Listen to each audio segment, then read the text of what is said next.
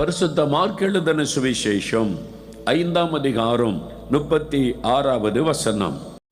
அவர்கள் சொன்ன வார்த்தையை இயேசு கேட்டவுடனே ஜெப ஆலய தலைவனை நோக்கி, பயப்படாதே, விசுவாசமுள்ளவனாயிரு என்று சொல்லி, பயப்படாதே, விசுவாசம் உள்ளவனாயிரு. என் மகனே, பயப்படாதே, விசுவாசம் உள்ளவனாயிரு. என் மகளே, நீ பயப்படாதே, விசுவாசம் உள்ளவளாயிரு. இயேசுவின் வார்த்தை உங்களை தேடி வருகிறது. அவருடைய வாயிலிருந்து புறப்பட்ட கிருபையுள்ள வார்த்தை. யபீரு என்கிற ஒரு ஜபாலய தலைவன். அவனுக்கு ஒரே ஒரு மகள், 12 வயது சிறு பெண், வியாதிப்பட்டு மரண படுக்கையில் ஆகிவிட்டாள்.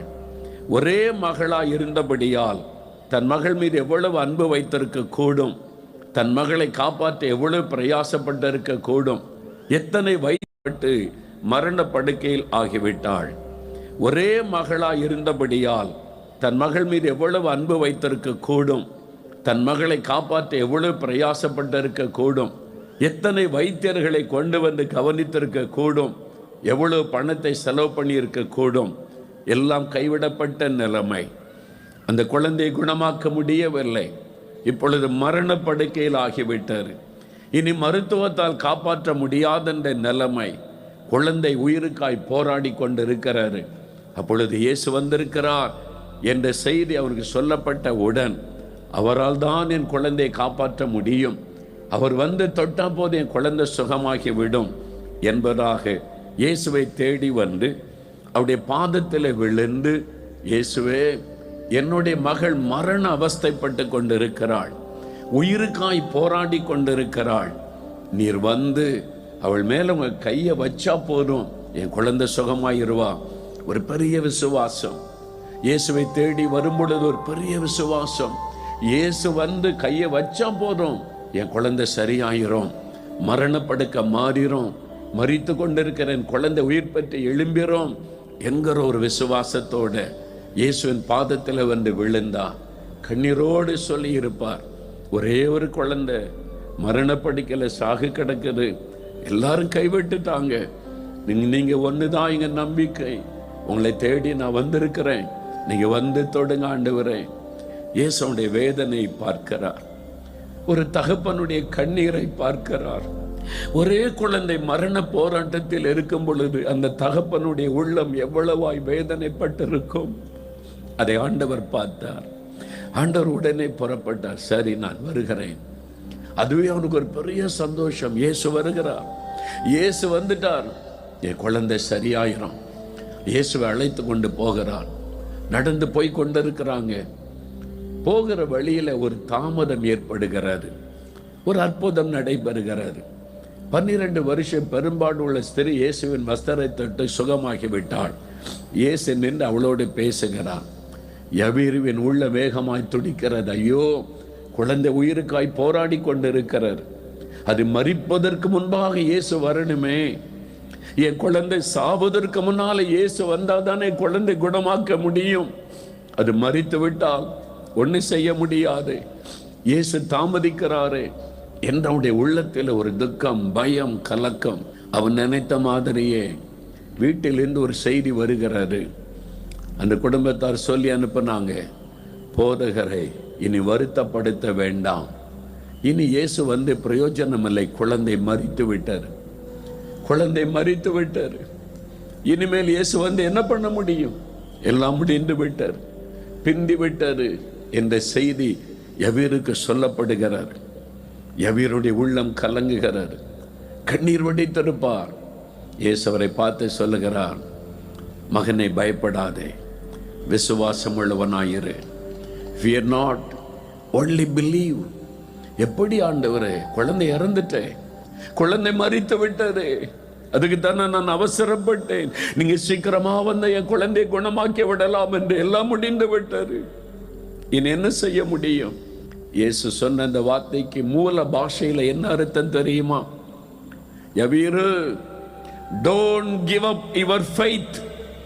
உன் விசுவாசத்தை விட்டு விடாதே, உன் விசுவாசத்தை விட்டு விடாதே.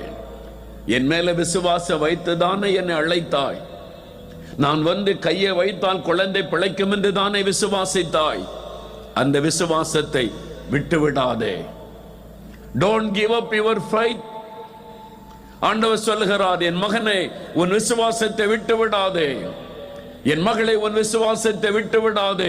இயேசு எனக்கு அற்புதம் செய்வார், எனக்கு விடுதலை தருவார். நான் ஜெபித்துக் கொண்டிருக்கிறேன். தாமதமாய் காரியங்கள் காணப்பட்டாலும், மோசமான சூழ்நிலைக்கு காரியங்கள் போனாலும் இயேசு வந்து அற்புதம் செய்வார். அந்த விசுவாசத்தை விட்டு விடாதே. இவ்வளவு நாள் ஜெபம் பண்ணினேன், காத்திருந்தேன், இயேசு அற்புதம் செய்வார் என்று ஒவ்வொரு நாளும் காத்திருந்தேன். நிலைமை மோசமாய் போய்கொண்டிருக்கிறது, வியாதி அதிகரித்துக் கொண்டிருக்கிறது, வயது போய்கொண்டே இருக்கிறது, இன்னும் காரியங்கள் நடக்கவில்லை, பிரச்சனை பெரிதாகிக் கொண்டே இருக்கிறது, கடன் பாரம் பெரிதாகிக் கொண்டே இருக்கிறது, குடும்ப சூழ்நிலை மோசமாய் போய்கொண்டே இருக்கிறது. இனி அவ்வளவுதான் என்று எண்ணுகிறீர்களா? இயேசு சொல்லுகிறார், பயப்படாதே, விசுவாசம் உள்ளவனாயிரு. உன் விசுவாசத்தை விட்டு விடாதே, உன் விசுவாசத்தை விட்டு விடாதே. யபீரு, என்னை தேடி வந்த பொழுது என்ன சொன்னாய்? நீங்க வந்து என் குழந்தை மேல கை வச்சா போறோம், குழந்தை சுகமாயிருன்னு விசுவாசத்தோட சொன்ன இல்ல? ஆமா ஆண்டவரே, அந்த விசுவாசத்தை விட்டு விடாதே. இயேசு எனக்கு அற்புதம் செய்வார் என்று விசுவாசித்தாய் அல்லவா? அந்த விசுவாசத்தை விட்டு விடாதே. ஆண்டவர் சொல்லுகிறார், பயப்படாதே, சூழ்நிலைகளை கண்டு பயப்படாதே, விசுவாசத்தை விட்டு விடாதே என் ஆண்டவர் சொல்லுகிறார். விசுவாசம், விசுவாசம். ஆண்டவரிடத்தில் இந்த அற்புதம் பெற அவர் எதிர்பார்க்கிற ஒரே ஒரு காரியம் விசுவாசம். எவ்வளவு காணிக்க கொண்டு வந்த, எவ்வளவு பணம் கொண்டு வந்த, நான் அற்புதம் செய்யணும், எவ்வளவு காசு தருவேன்? ஒன்றையும் அவர் கேட்கவில்லை, ஒன்றையும் அவர் எதிர்பார்க்கவில்லை. நம்முடைய பணத்தை வைத்து அற்புதம் செய்கிற ஆண்டவர் அல்ல.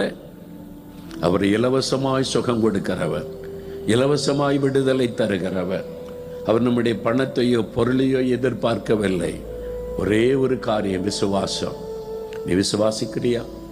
உன் விசுவாசத்தை விட்டு விடாதே. இயேசுவின் மேல் வைக்கிற விசுவாசம். யோவான் 14:1 இயேசு சொல்லுகிறார், தேவனிடத்தில் விசுவாசமாயிருங்கள், என்னிடத்திலும் விசுவாசமாயிருங்கள். நான் உங்களுக்காக இந்த உலகத்தில் மனிதனாய் வந்து, நானே உங்களுடைய பாவ சாபங்களை ஏற்றுக்கொண்டு உங்களுக்காக ரத்தம் சிந்தி மறித்து உங்களுக்கு பரிகாரியாய் இருக்கிறவர். என் மீது விசுவாசம் வையுங்கள், இயேசுவின் மேல் இந்த விசுவாசத்தை வையுங்கள் என்று ஆண்டவர் சொல்லுகிறார். அவர் எதிர்பார்க்கிறது விசுவாசம். எபிரேயர் 11:6 சொல்லுகிறாரு, you cannot please God without faith. விசுவாசம் இல்லாமல் தேவனுக்கு பிரியமாயிருப்பது கூடாத காரியம்.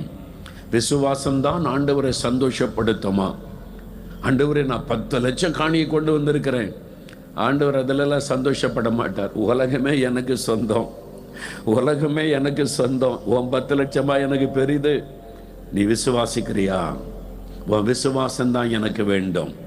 ஆண்டவர் எதிர்பார்ப்பது விசுவாசம். இயேசுவின் மீது, அவருடைய அன்பின் மீது, அவருடைய வல்லமையின் மீது வைக்கிற விசுவாசம்.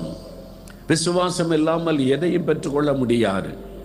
தேவன் உண்டென்றும் தமிழத்தில் தேடுகிறவர்களுக்கு பலன் அளிக்கிறவர் என்றும் விசுவாசிக்க வேண்டும். இந்த இடத்தில் இப்பொழுது இயேசு இருக்கிறார் என்பதை விசுவாசிக்க வேண்டும். எப்படி? அவர் வாக்கு கொடுத்திருக்கிறார் வேத புஸ்தகத்தில், எந்த இடத்தில் 2 பேர் 3 பேர் கூடி வந்தாலும் என் நாமத்தினாலே கூடி வருகிற இடத்தில் நான் இருக்கிறேன். இப்போ இந்த இடத்தில் இயேசு இருக்கிறார், அவர் உலாவிக் கொண்டிருக்கிறார். என்னால் அவர் வாக்கை கொடுத்திருக்கிறார், பொய் சொல்லுகிற தேவன் அல்ல. அதை விசுவாசிக்கணும். இப்ப இந்த இடத்தில் இயேசு இருக்கிறார். உங்க வீட்டுல, உங்க பக்கத்துல இப்ப இயேசு நின்று கொண்டிருக்கிறார். அதை விசுவாசிக்கணும். அப்ப அவரை நோக்கி கூப்பிட்டா பலன் தருகிறவர், பதில் தருகிறவர், அற்புதம் செய்கிறவர் என்று விசுவாசிக்க வேண்டும் என்று வேதம் சொல்லுகிறாரு.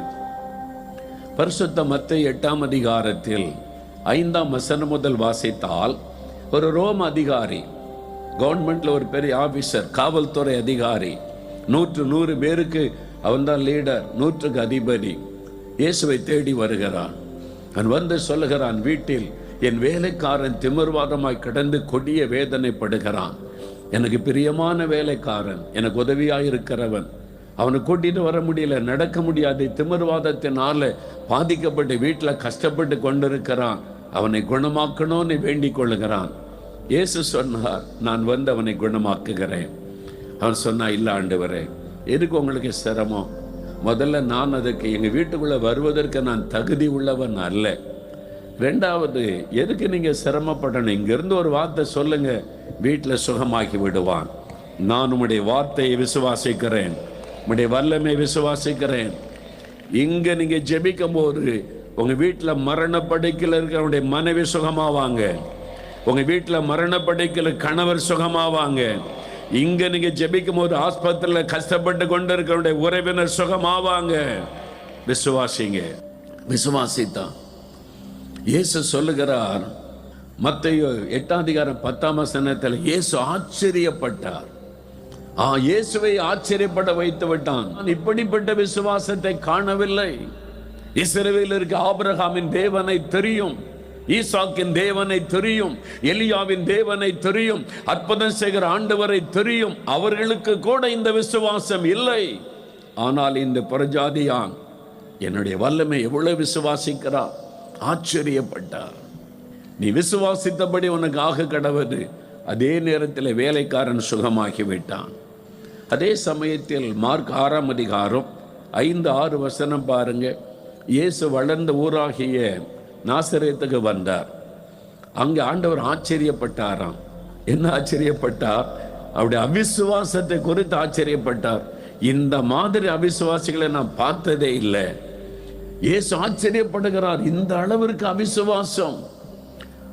அவருடைய அவிசுவாசத்தை குறித்து ஆச்சரியப்பட்டார். அப்ப ஆண்டவருடைய வார்த்தை சொல்லுகிறாரு, அவரால் ஒரு சில அற்புதங்களை செய்துவிட்டு அதுக்கு மேல் அவரால் அற்புதம் செய்ய முடியவில்லை. He was unable to do miracle. அவரால் அற்புதம் செய்ய முடியவில்லை என்று வேதம் சொல்லுகிறாரு. அவரால் முடியாத காரியம் ஒன்றுமில்லை. அவர் சகலத்தை செய்ய வல்லவர், உண்மைதான். ஆனால் விசுவாசத்தால் தான் அந்த அற்புதத்தை பார்க்க முடியும். அவிசுவாசம் இருக்கிற இடத்தில் ஆண்டவர் அற்புதம் செய்ய முடியாது என்று வேதம் சொல்லுகிறது. இயேசுவால் அங்கே அற்புதம் செய்ய முடியவில்லை. காரணம் அவருடைய அவிசுவாசம். அவருடைய அவிசுவாசம். ஆண்டவர் அற்புதம் செய்ய முடியவில்லை என்று வேதம் சொல்லுகிறார். ஆனால் ஆண்டவர் சொல்லுகிறார், யோவான் 11:40 லாசருவின் கல்லறை முன்பாய் வந்து நின்றபோது மாத்தாளை பார்த்து, நீ விசுவாசித்தால் தேவனுடைய மகிமை காண்பாய். நீ விசுவாசித்தால் இன்றைக்கு சுகத்தை காண்பாய். நீ விசுவாசித்தால் இன்றைக்கு அற்புதத்தை காண்பாய். நீ விசுவாசித்தால் இன்றைக்கு நீ விடுதலை பெற்றுக் கொள்ளுவாய். நீ விசுவாசித்தால் இன்றைக்கு உன் வாழ்க்கையில் அற்புதம் நடக்கும் என்று இயேசு சொல்லுகிறார். அவர் மேல வைக்கிற விசுவாசம். மார்க் 11:22-23 வாசிக்கும் பொழுது, இருதயத்தில் சந்தேகப்படாமல் விசுவாசிக்க வேண்டும். ஆண்டவருடைய எதிர்பார்ப்பு அதுதான். கொஞ்சம் கூட சந்தேகப்படாமல் இருதயத்தில் விசுவாசிக்கணும். இன்றைக்கு இயேசு எனக்கு சுகம் தருவார், இன்றைக்கு என் கணவருக்கு அற்புதம் நடக்கும், இன்றைக்கு என் மனைவிக்கு ஒரு அற்புத சுகம் உண்டாகும், இன்றைக்கு என் குழந்தை ஆண்டவர் தொடுவார். சந்தேகப்படாமல் இருதயத்தில் விசுவாசிக்கணும். விசுவாசிக்கும் போது அற்புதத்தை இயேசு செய்வார். அதே சமயத்தில் சரியான விசுவாசம் இருக்கணும். தவறான விசுவாசத்தினால சிலர் சொல்லுவாங்க, அதான் கடவுள் எல்லா இடத்துலையும் இருக்கிறார்ல, நான் விசுவாசிக்கிறேங்க அப்படின்னு சொல்லுவாங்க. விசுவாசித்தா கடவுள், விசுவாசிக்காவிட்டா இல்லை என்பதாய் சொல்லுவாங்க. அப்படி கிடையாது. சரியான விசுவாசம்தான் அற்புதத்தை கொண்டு வரும். தவறான விசுவாசம் சாபத்தை கொண்டு வரும், மரணத்தை பிறப்பிக்கும். அதனால சரியான விசுவாசமா, நான் விசுவாசிப்பது சரியா என்பதில் கவனம் செலுத்தணும். யார் மீது விசுவாசம் வைக்கிறேன், எப்படி விசுவாசம் வைக்கிறேன் என்று. நியூஸ் பேப்பரில் ஒரு செய்தி வாசித்தேன். தேனி மாவட்டத்தை சார்ந்த ஒரு கிராமத்தில் விவசாயம் செய்யக்கூடிய ஒரு குடும்பத்தில் நடந்த சம்பவம். அவங்களுக்கு வயல் நிலங்கள் இருந்தது, தென்னந்தோட்டங்கள் இருந்தது. அந்த வீட்டில் ஒரு தாயார் இருந்தாங்க. அந்த தாயாருக்கு முழங்கால் வலி உண்டாகும். அதாவது முழங்காலில் மூட்டு வலி. அதற்கு நிவாரணத்திற்கு மாத்திரைகள் அவங்க வாங்கி வச்சுருந்தாங்க. இந்த பாட்டிலில் போட்டு அந்த மாத்திரை வைக்கிற இடத்துல வச்சுருந்தாங்க. அப்போ அந்த மூட்டு வலி வந்துட்டால் அந்த மாத்திரை எடுத்து தண்ணியில் கலக்கி குடிப்பாங்களாம். மூட்டு வலி கொஞ்சம் சரியாகும், அதுக்காக வைத்திருந்தார்கள். அதே வீட்டில் அவருடைய மகன், விவசாயம் செய்கிற மகன், தென்னை மரத்திற்கு அந்த பூச்சி விழாதபடி இருக்க ஒரு மாத்திரை கொடுப்பாங்களாம். அந்த மாத்திரையை பாட்டில் வைத்து அதையும் வைத்திருந்தார். இந்த தாயார் முழங்கால வலி வேதனைனால ஓடி வந்து என் மூட்டு வலியை போக்கணும்னு சொல்லி அந்த மாத்திரை பாட்டிலேருந்து எடுத்து கலக்கி குடித்தாங்க. கொஞ்ச நேரத்தில் மயங்கி விழுந்துட்டாங்க. ஆஸ்பத்திரிக்கு கொண்டு போகிற வழியிலேயே இறந்துட்டாங்க. அவங்க என்ன விசுவாசித்தாங்க? இந்த மாத்திரை என்னுடைய முழங்கால் வலியை போக்கும் என்பதாய். தவறான நம்பிக்கை, தவறான விசுவாசம், தவறான இடத்துல விசுவாசம் வைத்தாங்க. சரியான மாத்திரையை எடுக்கல, தவறான மாத்திரையை எடுத்து கொண்டதுனால உயிரே போய்விட்டது. சரியானதை விசுவாசிக்கணும். நீங்கள் விசுவாசிக்கிற கடவுள் பரிசுத்தம் உள்ளவரா? நீங்கள் விசுவாசிக்கிற கடவுள் மெய்யான ஆண்டவரா? நீங்கள் விசுவாசிக்கிற கடவுள் வானத்தை பூமியை உண்டாக்கினவர் என்று சொல்ல முடியுமா? நீங்கள் வணங்குகிற கடவுள் உங்களுக்காக என்ன செய்தார்? உங்களுடைய பாவ சாபங்கள் நீங்குவதற்கு ஏதாவது செய்திருக்கிறாரா? யோசிங்க. எதையும் நம்பலாம், நம்பினா கடவுள் தானே. இல்லை, அது சாபத்தை கொண்டு வரும், மரணத்தை பிறப்பிக்கும், ஒரு நாள் நரகத்தின் அக்னிக்குள்ளே கொண்டு போய்விடும். அந்த தாயார் இது என் மூட்டு வலியை போக்குகிற மாத்திரை என்று விசுவாசித்தார்கள். தவறான விசுவாசம் மரணத்திற்குள்ளே கொண்டு போய்விட்டது. சரியான விசுவாசம், சரியான ஆண்டவர் மேல சரியான விசுவாசம், தவறான விசுவாசம் சாபத்தையும் மரணத்தையும் பிறப்பித்து விடும். நான் நம்பினே, நம்புங்கன்னு சொன்னாங்க. நம்பினே, நம்பித்தானே இவ்வளவு பணம் செலவு பண்ண செய்த எல்லாம் செஞ்சேன், ஒண்ணுமே இல்லையே. சரியான இடத்துல நம்பிக்கை வைக்கணும், வைக்கணும். யோசித்து சரியாய் பார்க்கணும். ஒரு செல்போன் வாங்குறதுக்குள்ள எத்தனை பார்க்குறீங்க, எத்தனை ஜிபி இருக்குது, அது அல்லது இருக்குதா, இது இருக்குதா, அது இருக்கா. சின்ன பிள்ளை கூட தெரியுது ஒரு செல்போன் வாங்கி வைக்கிறதுக்கு. நீங்கள் நம்பிக்கை வைக்கிற கடவுளை சோதிங்க. அவர் எவ்வளவு பரிசுத்தம் உள்ளவர், அவர் எனக்காக என்ன செய்திருக்கிறார், மனு குலத்திற்காக இந்த கடவுள் என்ன பண்ணி இருக்கிறார், இதெல்லாம் யோசிங்க. உங்களுக்கு தெரியும், தவறான நம்பிக்கை அழிவையும் மரணத்தையும் பிறப்பித்து விடும். சரியான விசுவாசம்தான் அற்புதத்தை கொண்டு வரும். இயேசுவின் மேல விசுவாசம் வைத்தால் என்ன நடக்கும்? விசுவாசத்தினால் என்ன ஆசீர்வாதத்தை பெற முடியும்? சில வேத வசனத்திலிருந்து அறிந்து கொள்ளலாம். முதலாவது எபேசியர் 2:8. கிருபையினாலே விசுவாசத்தை கொண்டு இரட்சிக்கப்பட்டீர்கள். இது உங்களால் உண்டானதல்ல, இது தேவனுடைய ஈவு. கிருபையினால் விசுவாசத்தை கொண்டு இரட்சிக்கப்பட்டீர்கள். விசுவாசத்தினால் முதலாவது நமக்கு கிடைக்கிற ஆசீர்வாதம் ரட்சிப்பு, பாவ மன்னிப்பாகிய ரட்சிப்பு, பாவத்தின் பாரத்திலிருந்து விடுதலை, பாவத்தின் சாபத்திலிருந்து விடுதலை. விசுவாசத்தினாலே நாம் பெற்றுக்கொள்ளக்கூடிய முதல் ஆசீர்வாதம், இயேசுவின் மீது விசுவாசம் வைத்து அவரை தேடும் பொழுது பாவம் என்கிற சாபத்திலிருந்து உங்களுக்கு விடுதலை, ரட்சிப்பின் சந்தோஷம், ரட்சிப்பின் மகிழ்ச்சி. அந்த பாரம் விலகினது. ஆண்டவர் இயேசு எனக்கு பாவத்தை மன்னித்து சமாதான சந்தோஷம் தந்திருக்கிறார் என்ற மன மகிழ்ச்சி உள்ளத்தில் வரும். விசுவாசித்து நீங்கள் வரும் பொழுது நிறைய பேர் விசுவாசத்தினால ரட்சிப்பை சுதந்திரித்துக் கொள்ளுவது இல்லை. எப்படி விசுவாசிக்கணும், என்ன விசுவாசிக்கணும்? வேத வசனம் எல்லாம் சொல்லப்பட்டிருக்கு, அதை தான் விசுவாசிக்கணும். நாங்கள் அநேக ஆண்டுகளுக்கு முன்னால கன்னியாகுமரி மாவட்டத்தில் ஒவ்வொரு மாதம் போய் 3 நாள் கூட்டம் நடத்துவோம். அதில் ஈத்தவளை அப்படின்னு ஒரு இடம் இருக்கிறாரு கன்னியாகுமரி மாவட்டத்தில். ஒரு வருஷம் ஒவ்வொரு மாதமும் 3 நாள் அங்கே போய் கூட்டம் ஒரு டீமாக போவோம். 3 நாள் நற்செய்தி. நிறைய பேர் பாவத்தை விட்டு மனம் திரும்பி ஒப்பு கொடுத்தாங்க. நிறைய மாற்றங்கள் உண்டானது. 6 மாதம் கழிந்தது. 6 மாதமாக வந்து ஊழியம் செய்திருக்கிறோம், வசனத்தை சொல்லி இருக்கிறோம், மக்கள் எல்லாம் ஒப்பு கொடுக்க வச்சிருக்கிறோம். இவங்களுடைய பர்சனல் லைஃப் எப்படி இருக்குது, ஆவிக்குரிய வாழ்க்கை எப்படி இருக்கிறது, கொஞ்சம் நேரில் பார்த்தா தானே தெரியும். நம்ம மேடையில் வந்து பேசிட்டு போயிடுறோம். அப்போ எங்களை நடத்தின சகோதரர் சொன்னாங்க, நம்ம ஒவ்வொரு வீடுகளில் போய் அவங்களை சந்திக்கணும். 4 குழுவாக பிரிந்தோம்.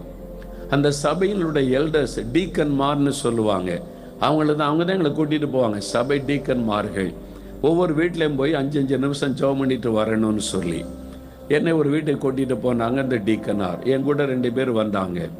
அந்த வீட்டில் இந்த சகோதரிக்கு ரொம்ப சந்தோஷம் பார்த்துட்டு நான் கேட்டேன், உங்களுக்கு எதுக்காக ஜெபம் பண்ணணும் சகோதரி என்று கேட்டேன்.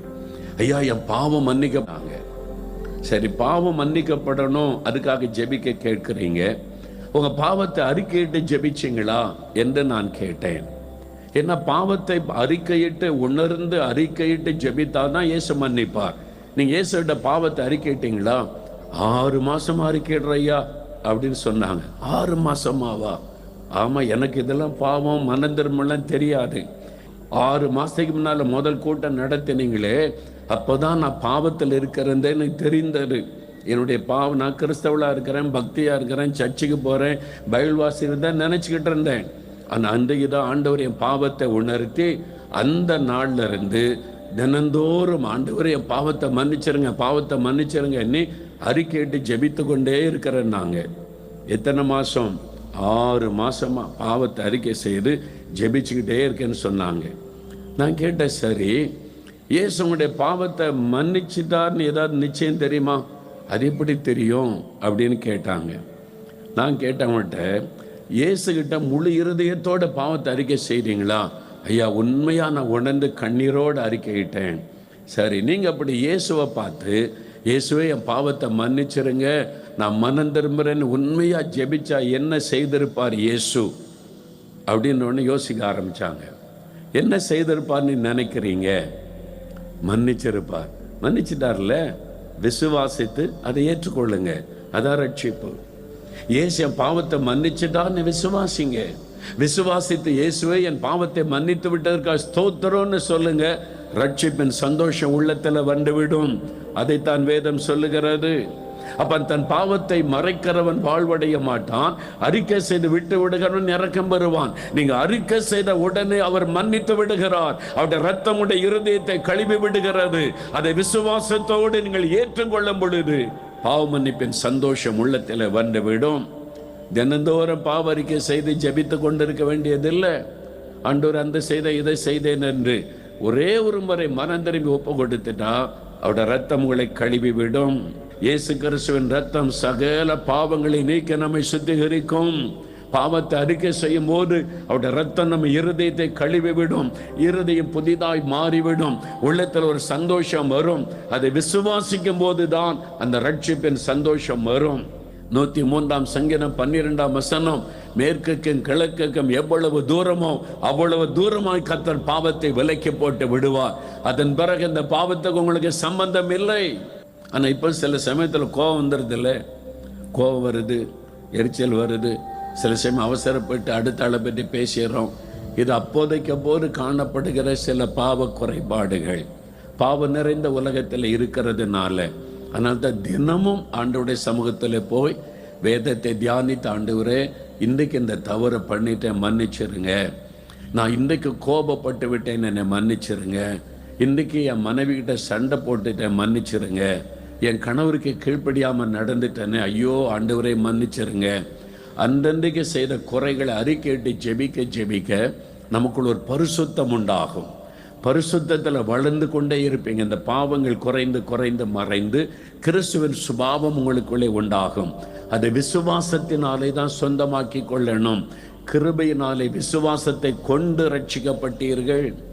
ஒரு முறை கண்ணீரோட மனம் திரும்பிட்டா பழைய பாவங்கள் எல்லாம் மன்னித்து ஆண்டவர் மறந்து விடுகிறார். அந்த பாவத்தை அவர் நினைப்பதே இல்லை.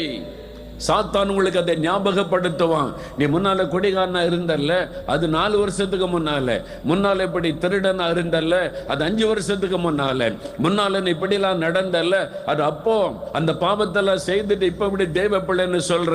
நீங்க சொல்லணும், இயேசு கிறிஸ்துவின் ரத்தம் சகல பாவத்தை நீக்கி என்னை கழுவி விட்டது, என்னை சுத்திகரித்து விட்டது.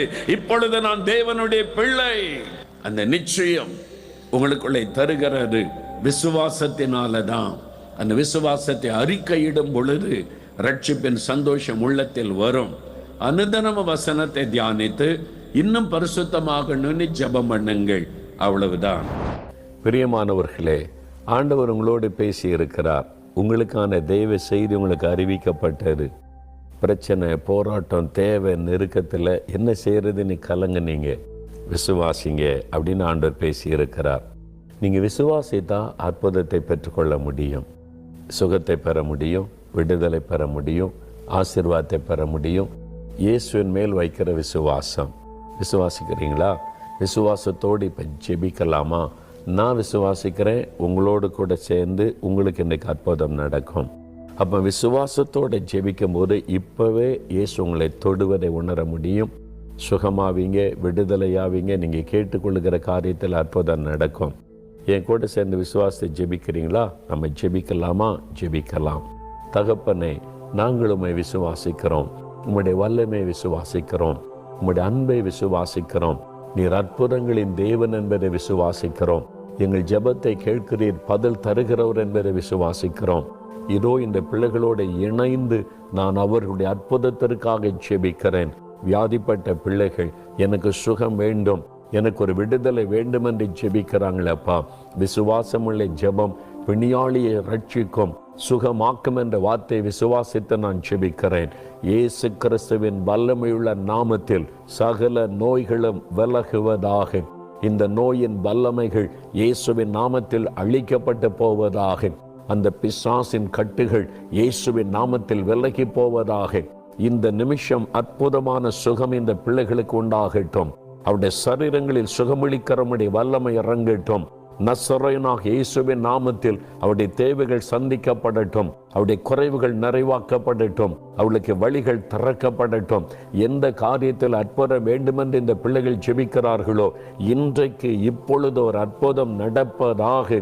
இயேசு கிறிஸ்துவின் நாமத்தில் ஒரு அற்புத மாற்றம் உண்டாவதாக. இவர்கள் பயப்படுகிற காரியங்கள் மாறட்டும், வழிகள் திறக்கப்படட்டும். ஒரு அற்புத மாற்றத்தை இன்றைக்கே காண செய்யும். நாங்கள் விசுவாசிக்கிறோம். உம்முடைய பிள்ளைகளோடு இணைந்து நானும் விசுவாசிக்கிறேன். எங்களுடைய விசுவாசத்தை நாங்கள் அறிக்கையிடுகிறோம். இயேசுவின் நாமத்தில் விசுவாசத்தோடு ஜெபித்து அற்புதங்களை பெற்றுக்கொள்கிறோம். இயேசுவின் நாமத்தில் ஜெபிக்கிறோம் பிதாவே. ஆமேன், ஆமேன்.